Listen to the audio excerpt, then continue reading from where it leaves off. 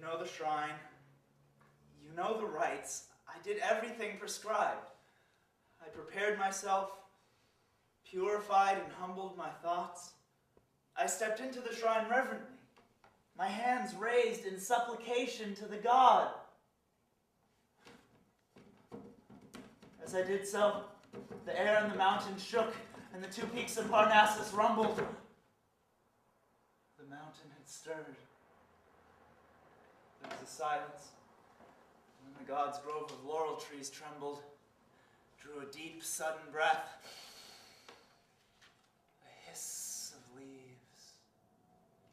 The priestess of the god was going ahead of me. She began to undo her hair and toss it loose. Suddenly she was writhing from head to foot, lashing her hair this way and that. It was the god twisting inside her. Before she could reach the cave, there came a glare and a crack. I thought it was a thunderbolt, directly upon us, louder than a man can imagine. But it was a voice.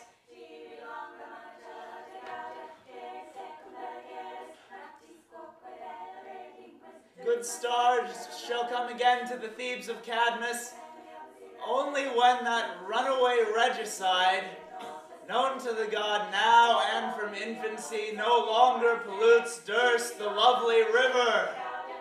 Murderer! You crept back into your mother's benighted womb! There's a warning from the god. The burial honors for the dead king's remains, they were neglected. The succession left open, the scepter unclaimed, the throne empty for any usurper. I am going to do now what you failed to do then. Kings must protect kingship. This man, you all feared him. He dies, he's forgotten. We did not forget. Terror stupefied us. What terror could prevent you mourning a king? The terror of the Sphinx and her threats. Her riddle stupefied us. The movers, the guides, the lawgivers are above. They are demanding expiation for this murder. Vengeance for Laius, the king of Thebes. Where is the man?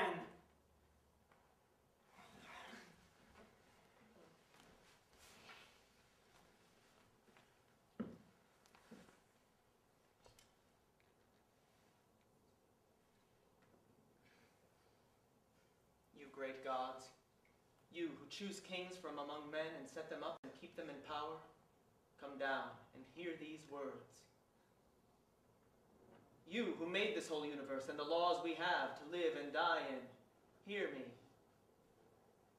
And you, great burning watcher, who look after the seasons, who give sap and blood their strength, who pace out the centuries, and you who govern darkness, and you, muscle of the earth, who move and speak in the winds and in the water, and you who manage the dead, be with me now.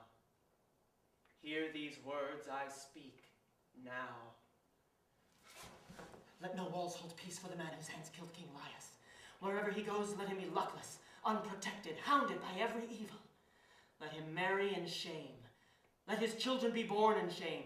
Let his bed be a torture, a pit, and a rack of shame. Let him deal with Laius. Let him suffer to the last, wrench everything. And nothing could be worse than this. Everything that I have escaped. For that man, forgiveness no longer exists.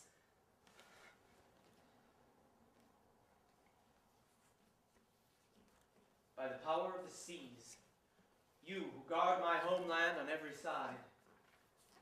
By you, highest god of the light beam, you voice of the oracle.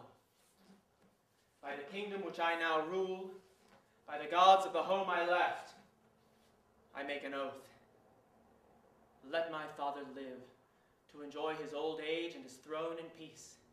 Let my mother never marry any other husband, only as I dig out this criminal, only as I tear the full penalty from his living body, only as I avenge Laius.